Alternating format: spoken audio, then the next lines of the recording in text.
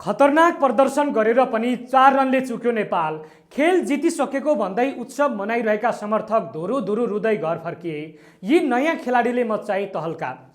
Nepal ICC टी20 विश्वकप अन्तर्गत आफ्नो पहिलो खेलमा इङ्ल्यान्डसँग 4 रनले पराजित भएको छ।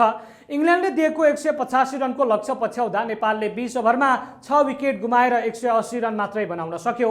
अन्तिम ओभरमा 10 रन चाहिँदा सेट ब्याटर लोकेशबम क्रिजमा रहे पनि जित निस्कन भने सकेन। 185 रनको लक्ष्य पछ्याउने क्रममा कुशल भुर्तेल र आसिफ शेखले नेपाललाई राम्रो सुरुवात दिलाएका थिए। तर चौथो ओभरमा आसिफ शेख आउट भएपछि नेपालले लगत्तै 6औं ओभरमा कुशल भुर्तेललाई पनि गुमायो। भुर्तेलले 17 बल खेल्दै 4 चौका र 1 छक्काको मद्दतमा 29 रन जोडे। दुवै ओपनर आउट हुँदा नेपाल 42-2 को स्थितिमा थियो। त्यसपछि कप्तान रोहित पौडेल र उपकप्तान दिपेन्द्र सिंह एरीले नेपालको इनिङ्स अघि बढाए। यो जोडीले तेस्रो विकेटका लागि 82 रनको साझेदारी गरेका थिए। यो साझेदारीले इङ्ल्यान्डलाई कुनै बेला दबावमा राखेको थियो। तर 15औं ओभरमा दिपेन्द्रलाई स्याम करनले आउट गरेपछि नेपालले तेस्रो विकेट गुमायो। नेपालका लागि टी20 आईमा 2000 रन पुरा गर्ने पहिलो नेपाली खेलाडी दिपेन्द्र सिंह बनेका छन्। उनले 29 बलमा 6 चौका र 1 छक्काको मद्दतमा 44 रन बनाए। उनले 44 रन बनाएपछि टी20 आईमा 1000 रन पुरा भएको हो। लगत्तै कप्तान रोहित पनि 39 रन बनाएर आउट भए। 34 बल खेलेका उनले 2 चौका र 1 छक्का प्रहार गरे। आसिफ शेखले 8 बलमा 10 रन बनाए। बलिङमा इङ्ल्यान्डका लागि लियम डम्सनले 2 विकेट लिए। त्यसअघि टस जितेर पहिला ब्याटिङ गरेको इङ्ल्यान्डले 20 ओभरमा 7 विकेट गुमाएर 184 रन बनाउँदै नेपाललाई 185 रनको लक्ष्य दिएको थियो। इङ्ल्यान्डका लागि ज्याकब बेथेलले 35 बलमा 4 चौका र 4 छक्का सहित सर्वाधिक 55 रन बनाए। कप्तान ह्यारी ब्रुकले 32 बलमा 4 चौका र 3 छक्का सहित 53 रन बनाए। बिल ज्याक्सनले 18 बलमा अभिजित 39 बनाए। उनले 1 चौका र 4 छक्का सहित फिनिसिङ गरे। ओपनर फिल साल्टनलाई नेपालका शेर मल्लले आफ्नो पहिलो बलमै आउट गर्दा इङ्ल्यान्डले चाँडै पहिलो विकेट गुमाएको थियो। 57-3 को अवस्थामा रहेको स्थितिमा बेथेल र कप्तान ब्रुकले चौथो विकेटका लागि 71 रनको साझेदारी गर्दै इनिङ्स सम्हालेका थिए। बलिङमा नेपालका लागि दिपेन्द्र सिंह एरी र नन्दन यादवले 2-2 विकेट लिए। त्यसैगरी डेब्युटान्ट शेरमल्ल र सन्दीप लामिछानेले समान 1-1 विकेट लिए।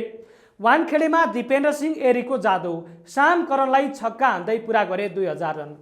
नेपाली क्रिकेटका सङ्कटमोचक मानिने अलराउन्डर दिपेन्द्र सिंह एरीले अन्तर्राष्ट्रिय टी20 क्रिकेटमा नयाँ इतिहास रचेका छन्। आइसिसी टी20 विश्वकप अन्तर्गत मुम्बईको ऐतिहासिक वानखेडे स्टेडियममा आइतबार इङ्ल्यान्ड विरुद्धको 44 रनको इनिङ्स खेल्दै दिपेन्द्र टी20 अन्तर्राष्ट्रियमा 2000 रन पुरा गर्ने पहिलो नेपाली ब्याटर बनेका हुन्। विश्वकपको मञ्च र क्रिकेटको मक्का मानिने वानखेडेमा दिपेन्द्रले 33 बल खेल्दै 6 चौका र 1 छक्का प्रहार गरे। उनी 14.2 ओभरमा साम करनको बलमा क्याच आउट हुनुअघि नेपालको इनिङ्स सम्हालेका थिए। यही इनिङ्सका क्रममा उनले व्यक्तिगत 9 रन जोडेपछि 2000 रनको आँकडा पार गरेका थिए। तथ्याङ्कमा टाइगर दिपेन्द्रको यात्रा। सन् 2017मा केन्या विरुद्धको खेलबाट डेब्यू गरेका दिपेन्द्रले 91 खेलमा त्यसै 79 इनिङ्समा यो उपलब्धि हासिल गरेका हुन्। उनको नाममा अहिले 1 शतक र 10 अर्धशतक सहित कुल 2035 रन छ। टी20 अन्तर्राष्ट्रियमा उनको उच्च स्कोर 110 रन हो। दिपेन्द्रको यो सफलता केवल रनमा मात्रै सीमित छैन। उनले यसअघि नै मङ्गोलिया विरुद्धको खेलमा 9 बलमा अर्धशतक प्रहार गरी युवराज सिंहको 17 वर्ष पुरानो विश्व कीर्तिमान तोडेका थिए। यस्तै कतार विरुद्धको खेलमा 1 ओभरमा 6 छक्का प्रहार गरेर उनी विश्वकै यस्तो उपलब्धि हासिल गर्ने तेस्रो खेलाडी समेत बनेका थिए। नेपाली ब्याटरहरूमध्ये दिपेन्द्रपछि सर्वाधिक रन बनाउने सूचीमा पूर्व कप्तान पारस खड्का 779 रन, कुशल भुर्तेल 1105 रन र रोहित पौडेल 1170 रन छन्। तर 2000 को क्लबमा पुग्ने दिपेन्द्र एक्लो र सफल खेलाडी बनेका छन्। पछिल्लो 2 वर्षमा दिपेन्द्रले आफ्नो ब्याटिङ औसत र स्ट्राइक रेटमा निकै सुधार गरेका छन्, जसको नतिजा अहिले विश्वकप जस्तो ठूलो प्रतियोगितामा देखिएको छ। ग्लोबल क्रिकेटमा निकै कम खेलाडीको मात्र यस्तो तथ्याङ्क कायम गरेका छन्।